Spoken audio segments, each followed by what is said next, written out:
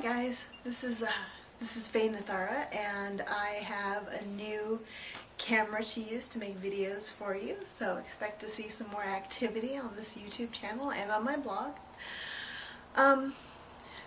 This video I want to address some of the comments that have come up from my simple spellcasting video. The one where you write a symbol on a card and you keep that card with you, on you, or near you where you can see it all the time. Now, one of the things that makes this work so well is that you get to pick your own symbol. And picking your own symbol is important because you need to be able to speak to yourself in the language that you will understand. We all have our own internal language that is different from each other's. And as a result, if we want to effect change on an energetic level, we have to speak the language that we speak to ourselves. So you have to pick your own symbol, whatever works for you. Now you can program your mind to use certain symbols. That's what I've done with the runes. I've studied them, I've used them, I've practiced with them. So I've kind of in a way programmed my mind to understand that strength is, this symbol. And that way I can communicate with your mind. Like I did in the other video, you can draw a stick figure with a muscle and that can be strength. That's totally fine. Now I did get another comment that was about how earth magic doesn't engage in the higher frequencies that other magics do. And I wanted to talk to you about that for a minute because, well, first let's talk about the concept of frequencies of vibration. There is a theory that we all vibrate at a certain frequency, and this is the frequency of our energy body. And there's a lot of different theories about how to affect that energy field. Some say that you can use sound frequencies. If you listen to a certain tone, it will change the frequency of your energy body. That's where like crystal singing bowls come in, and Tibetan singing bowls, chimes, bells, gongs, those kinds of things. The vibration from the sound is actually supposed to affect your energy body. Now, another thing that affects your energy body is your thoughts and your actions. So if you do and think things that are of a higher vibration, then your energy body will vibrate at a higher frequency. And of course, higher frequencies are preferred to lower frequencies. Lower frequencies are viewed as base, animalistic, and kind of negative. If you're watching a lot of reality TV and you're engaging in a lot of drama in your life, then your frequency is going to be lowered. It's much more dealing with surface kind of issues than higher spiritual issues.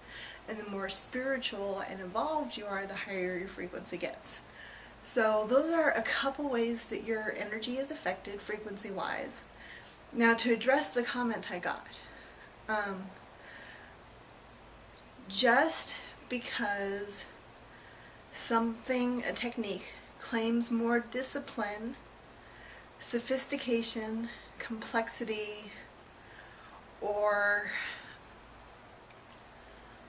esteem, does not necessarily make it a higher frequency. You can be completely base, you can be very low energy, and still engage in strict disciplines and intricate rituals.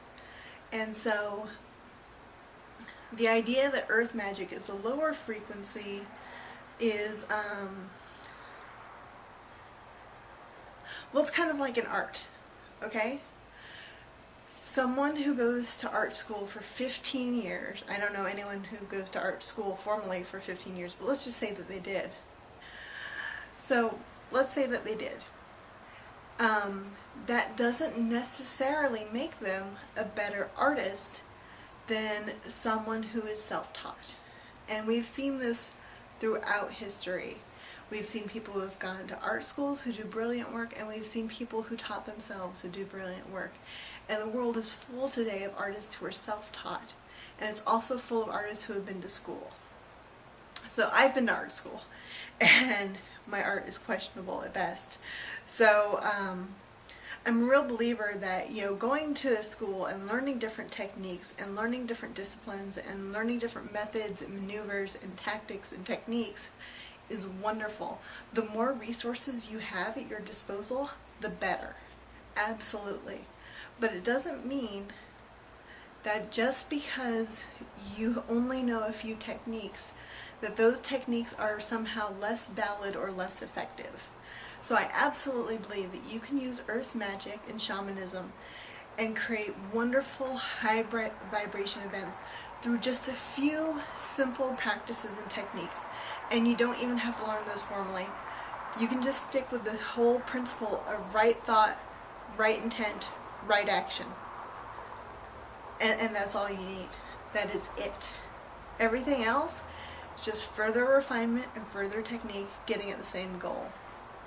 So, another thing that I wanted to address is the comment that the spell is not magic, that it is simple psychology or science. Somebody mentioned the law of attraction, which is, I'm sorry, not a scientific principle, but it is an accepted metaphysical principle in those circles. For me, magic is magic. Magic is things that go back hundreds and hundreds of years and were known as magic. A lot of them today are known as science. Herbalism used to be magic, and now it's considered part of natural healing, and science has proven that those herbs have actual chemical properties that affect the changes that people believed in thousands of years ago. Amazing, wonderful, fantastic, still magic. So even though these principles and the things that I teach are going to be proven as true, and they're going to be given different names as we go through and as technology evolves, I'm still going to call them magic. So that's my little spiel on that.